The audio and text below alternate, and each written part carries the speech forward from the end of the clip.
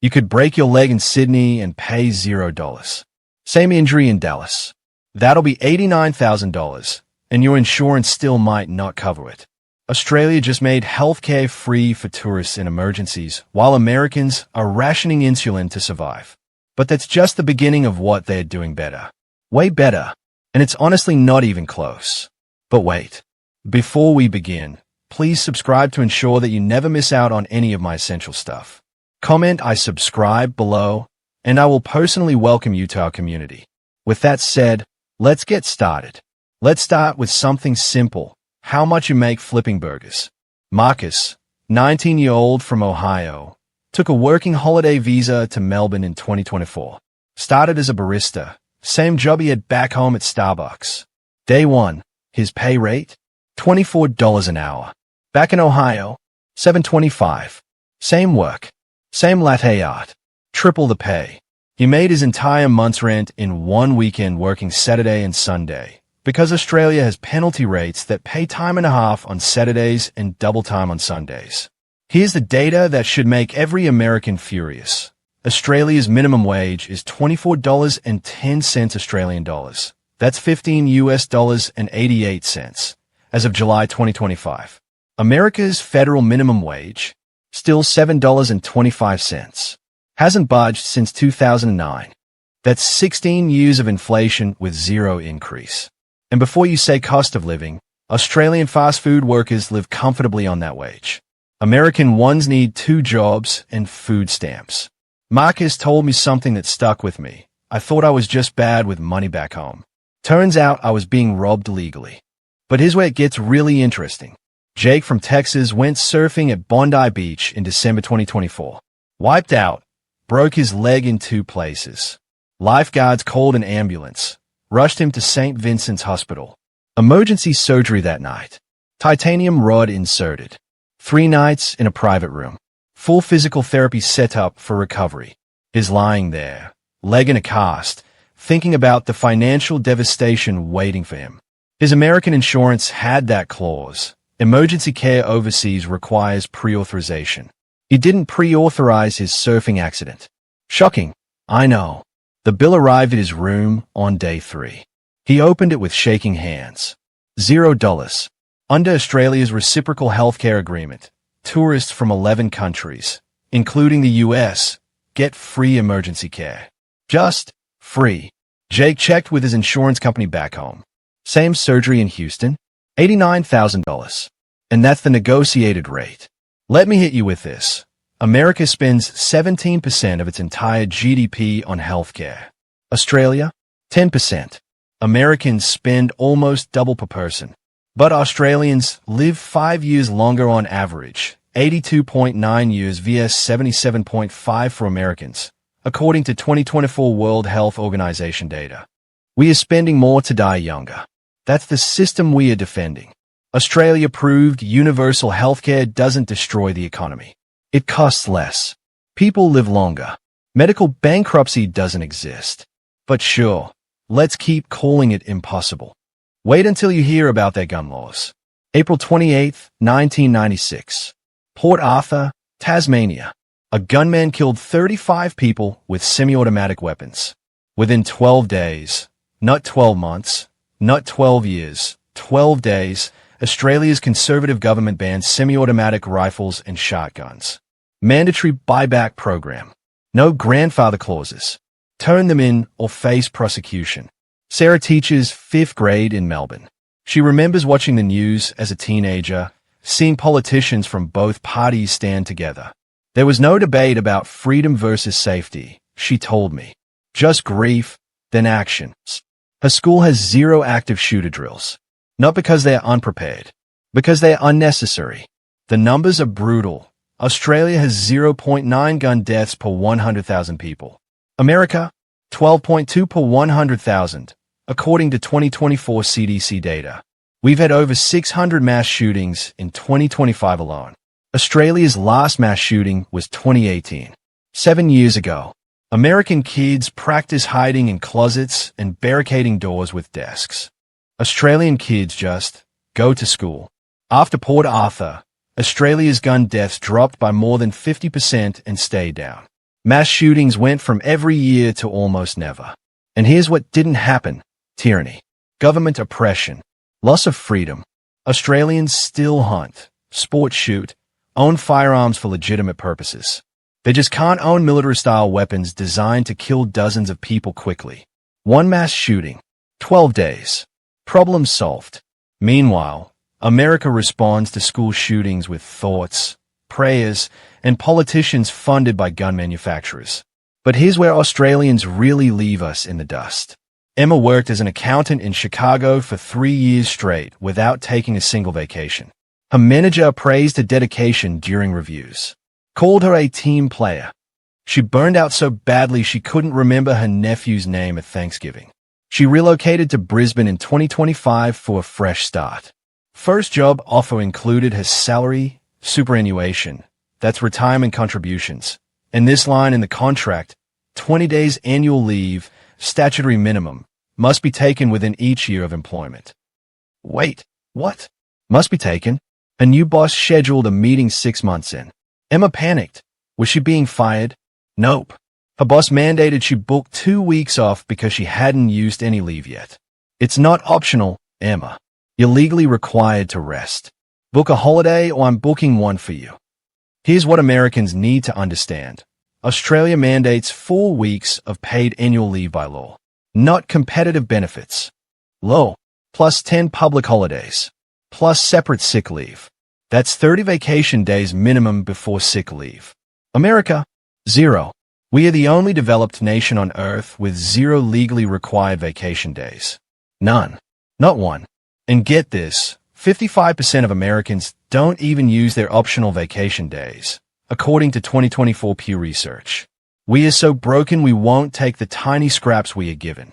Meanwhile, Australian workers take 89% of their leave, according to 2025 Fair Work data. The culture expects it. Your boss forces you to rest. Companies get fined for not ensuring employees take leave. Emma told me the most devastating thing. I forgot what it felt like to not be exhausted. I thought that was just adulthood. And that's before we talk about unemployment. David, software engineer, got laid off during the tech industry bloodbath in September 2025. One day he's coding at a Sydney startup. Next day the entire team is gone. 32 people eliminated. He applied for JobSeeker that same afternoon from his phone while packing his desk.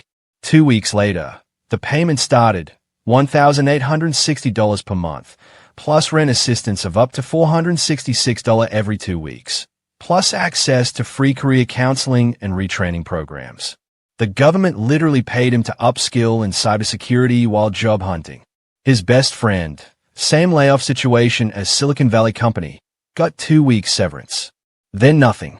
Lost his apartment in 60 days. Moved back in with his parents in Arizona. He's 34 years old. JobSeeker payment in Australia pays up to $806.50 every fortnight for singles over 22. That's $1,613 per month. Add rent assistance, and you're looking at enough to actually survive while finding decent work, not desperately grabbing the first minimum wage job that'll have you. Compare that to America. Unemployment benefits average 26 weeks maximum, often less, covering maybe 40 to 50% of your previous wages. Then you're on your own. And get this, 40% of Americans can't cover a $400 emergency expense, according to the 2024 Federal Reserve Report. One layoff from total collapse.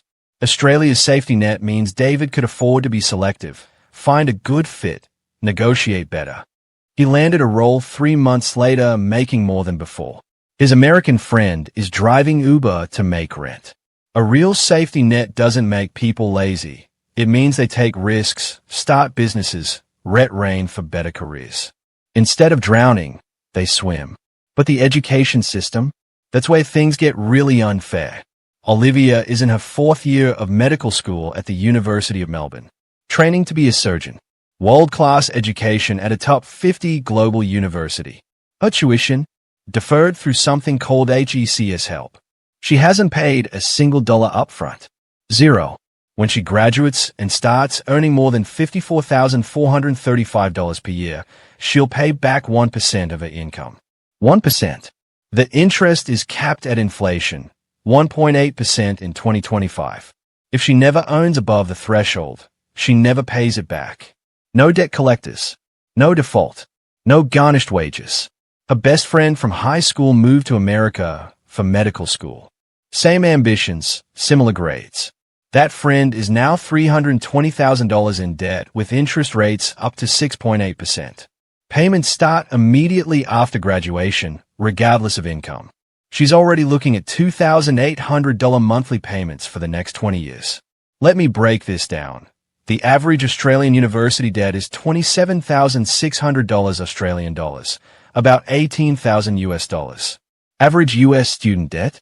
$37,787, according to the 2025 Education Data Initiative. But that's not the real difference. The real difference is Australians repay through the tax system when they can afford it. Americans get hunted by debt collectors regardless of their situation.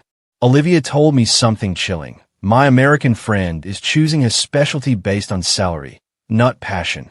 She wants pediatrics but needs neurosurgery money for her loans. Education that doesn't make people responsible. It makes them desperate. Australia figured that out decades ago. Income contingent loans mean education never causes bankruptcy. You pay what you can afford when you can afford it.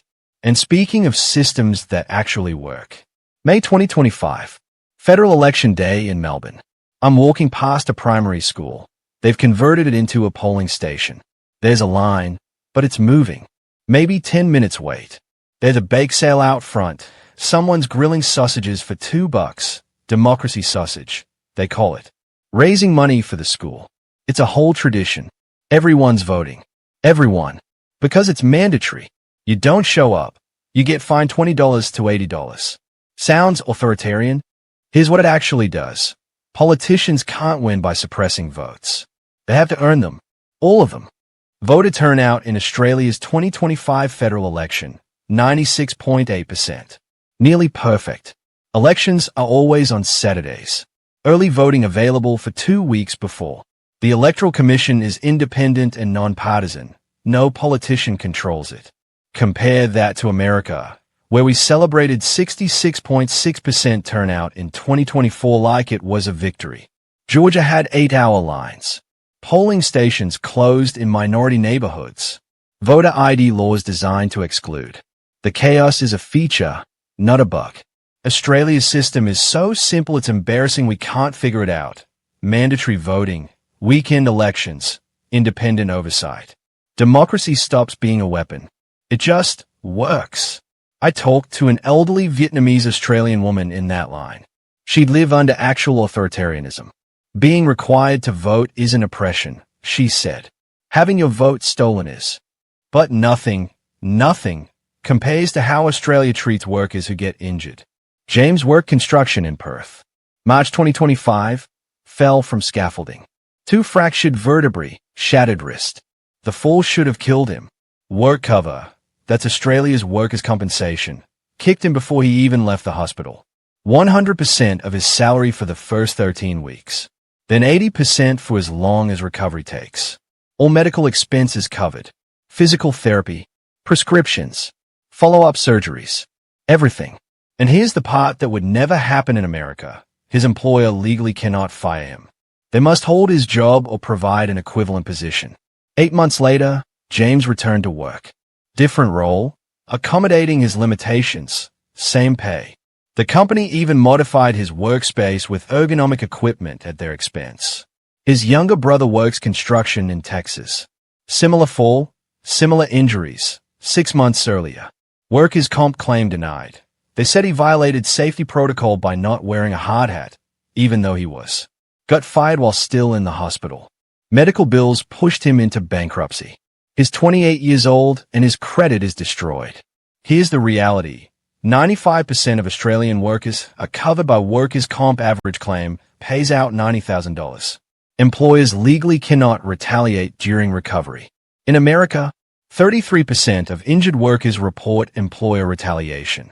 20% of claims get denied outright, according to the 2024 Workers' Comp Research Institute. Americans end up paying 40% more out of pocket for injuries that happened at work. Strong workers' comp doesn't just protect workers. It forces companies to invest in safety. Fewer injuries overall. Everyone wins except negligent employers, and screw those guys anyway. And we haven't even talked about the environment. Queensland beaches, 2025. I'm at a supermarket. Need groceries. Get to checkout. They ask if I need a bag. I say sure. They hand me a reusable one for $1.50. Because single-use plastic bags are banned. Nationwide. Every state. Supermarkets can't provide them even if they want to. Fines go up to $6,300 for violations. Sounds extreme. Recycling rates doubled. Sea turtle deaths down 36% since the ban started in 2021. The beaches are measurably cleaner. Compare that to Florida, where the state legislature overturned local plastic bag bans, legislation funded by petrochemical lobbyists. American beaches are drowning in plastic while we debate whether climate change is even real. Australia isn't perfect environmentally. They still export coal. They've got issues. But they're actually doing things. Great Barrier Reef Protection funding increased to $1.2 billion through 2030. Solar panel subsidies for homes. Electric vehicle incentives. The recycling rate is 65%. America's? 32%. Our plastic production went up 8% in 2025. Australia's went down 14%. Political will plus enforcement equals measurable wins. It's not complicated. We just don't want to. But the most shocking difference, how they treat their most vulnerable. Melbourne's Housing First program, 2025. Here's how it works. Someone living on the streets gets assessed. Within 30 days, they're in a permanent apartment. Not a shelter, not temporary housing. A real apartment, with a lease. No strings attached. They don't have to be sober first. Don't have to prove they are worthy.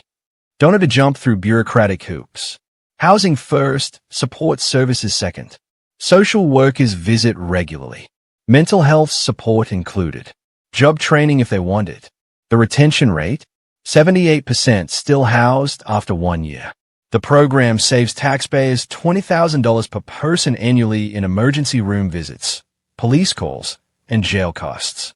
Meanwhile, in Los Angeles this year, the city cleared homeless encampments with bulldozers, arrested over 200 people, gave them trash bags for their belongings and directions to shelters 40 miles away with no available beds, offered 0 permanent housing solutions. The people scattered to other streets, and the cycle continued. Australia's homeless rate, 47 per 10,000 people, declining 8% since 2022 according to the Australian Institute of Health and Welfare. America's rate, 180 per 10,000, up 12% from 2023 according to the HUD 2025 report. We have nearly 4 times the homeless rate and we are criminalizing them instead of housing them. Housing First programs show 85% housing retention rates. They are cheaper than criminalization. They actually solve the problem. But would rather arrest people for being poor than give them keys to an apartment. Because that would be socialism. So here's what I need to know. If Australia can guarantee livable wages, universal health care, 4 weeks vacation, real unemployment benefits, affordable education, actual workers' rights, environmental action, and housing for the homeless, and their economy hasn't collapsed, their citizens are healthier and happier, and they are still a thriving democracy, why does America call all of that impossible socialism? What's the real reason we can't do it? Drop your honest answer in the comments. And if you've lived in both countries, I desperately want to hear your story. Which system actually gave you a better life? Because from where I'm standing, it's not even close.